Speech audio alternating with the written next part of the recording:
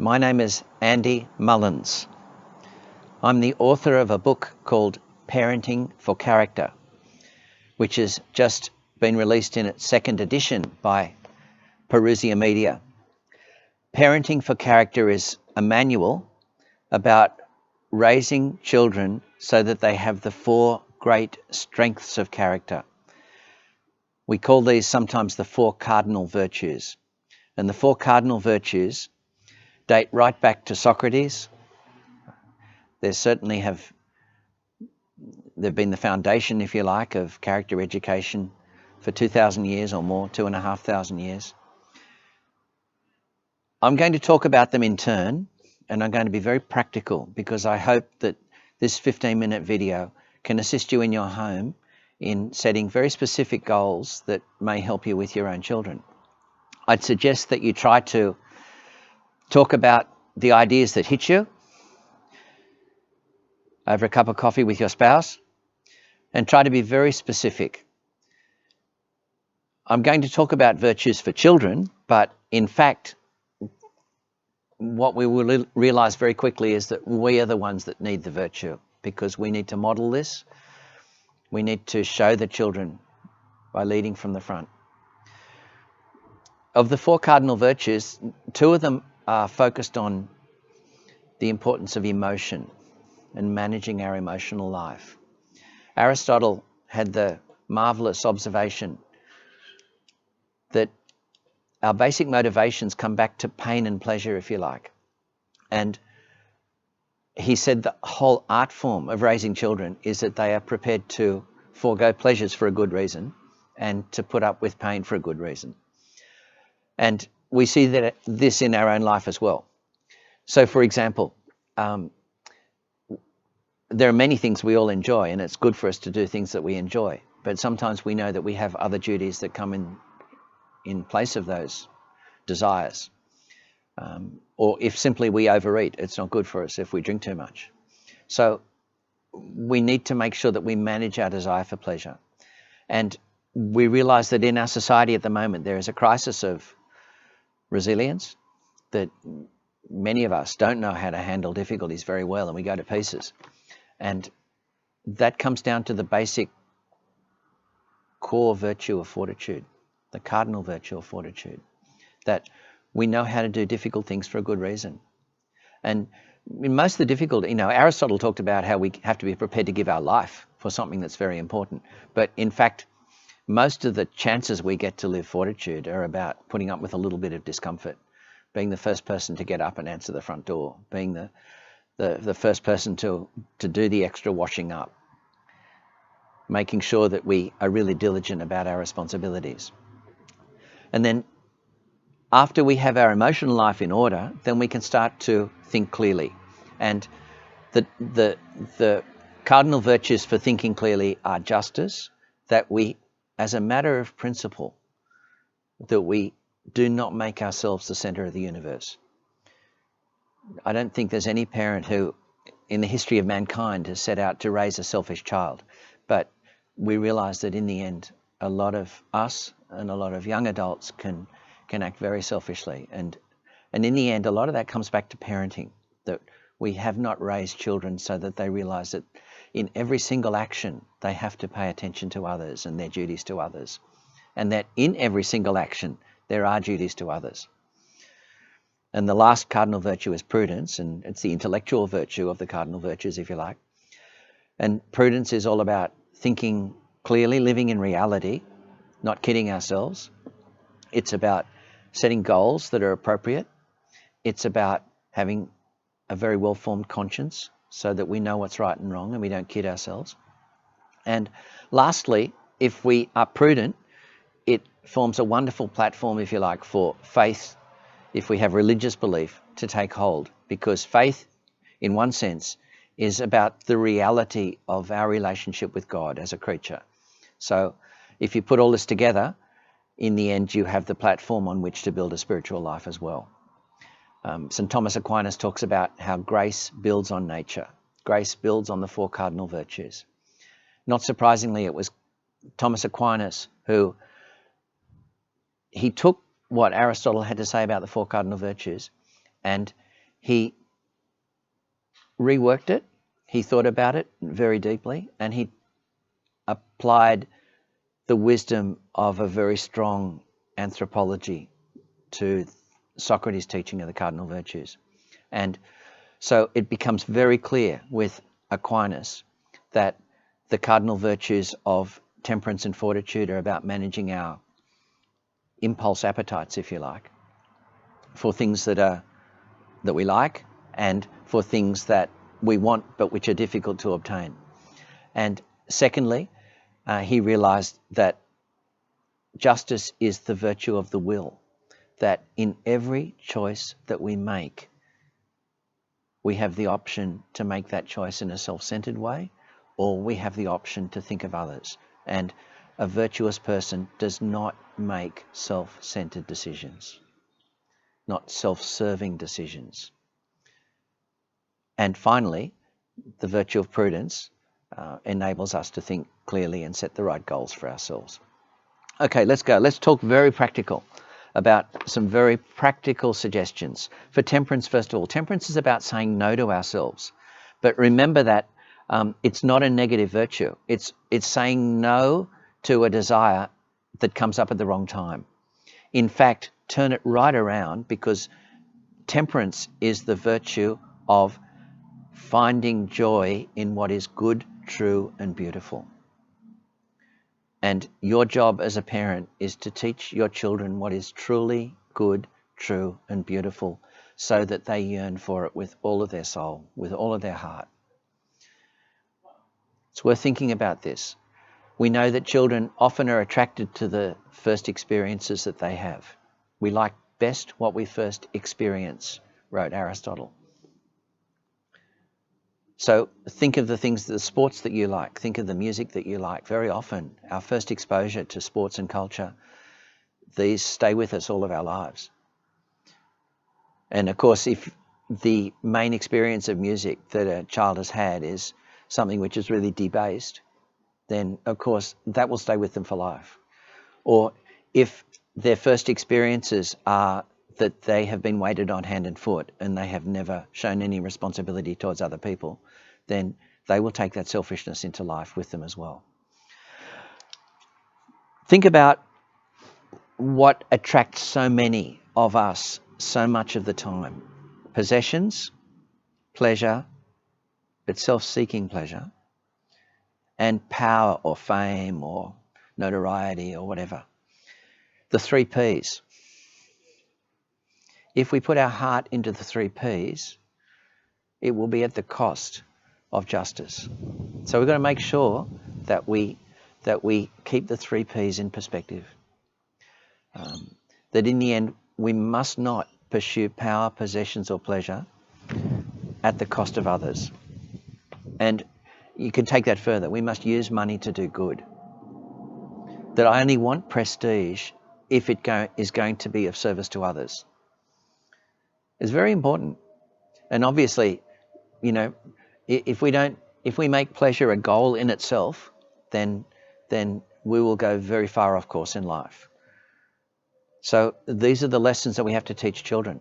So by saying no to your children when they're small, they will be able to say no to themselves later. That's what Aristotle says. Because we all have to give ourselves reasons to do things. And if we just act on impulse, then often our impulses will drag us in the wrong direction. What about fortitude? Think of very positive things here. Think of how lions get their dinner. Lions will go chasing, let's say, antelopes. Now, that's a lot of hard work, but nevertheless, it's something that's really important. There's no dinner if you don't catch your antelope. So, in a sense, we're raising young people so that they can do difficult things in order to achieve a good result. In our society, we want young people to be able to run these countries that we're in the years ahead. They will have to do very difficult things. They will have to work hard. They will have to show great sense of responsibility with their family. But they will only be able to do difficult things to overcome discomfort, to be more resilient, to do the tough things, to make the tough decisions, to have the hard conversations sometimes. if they have the virtue of fortitude. So if, in a sense, temperance is about saying no to ourselves, fortitude is about saying yes. And it's about you saying yes to your child. Mate, you can do this. Have another go at it. Have another go at it. Try again. A sporting spirit, if you like. That's fortitude. Timetables, lists of jobs, routines, schedules, these are the making of fortitude. These, if you have structure, then it helps us to live up to our commitments. So help a young person have real structure in their day, a timetable, times to do. It doesn't have to be slavish, but some key points. You know that as a rule in our family, we always come to the dinner table when we're called. We don't put our own interests above the interests of the person who has prepared the dinner, for example. Or, you know, we never fight over the television or whatever, right? I mean, complaining is a stake in the heart of fortitude. You know, if we get into a habit of complaining, we think we have this sense of entitlement that life has to look after us. We have to make sure we don't complain personally, and we teach the kids never to complain. What else? What about hardiness? Doing things that are a little bit challenging. Entertainments, bike rides, bushwalks, getting out and having a day in the bush, in nature, getting out on a lake, going for a walk on the foreshore. What can you do that shows children that this world that we've been given is so beautiful? And it's much more beautiful than a computer game. It's much more beautiful than virtual reality. So what we're doing is putting together temperance with fortitude. We're saying sometimes you have to work hard, but you discover the things that are really good, true, and beautiful in this world. And of course, that brings us then to justice, because justice teaches us that people always come before things. So in the scale of what's good, true, and beautiful, others are much more important than the 3 Ps, power, possessions, and pleasure. So what are you doing to give that example to your children? Think about your emotional example. Think about how when you arrive home and you see a family member for the first time in the day, you light up, your eyes light up, because this is the most important experience you have in the day, to be with those that you love and who love you. This is very, very important. But if we don't give emotional example, children will not have their value system in the world calibrated. They will not know where they should find joy and where they should find sadness. So if when you're walking along the street and there is a poor derelict person there asking for something from you, don't shun them.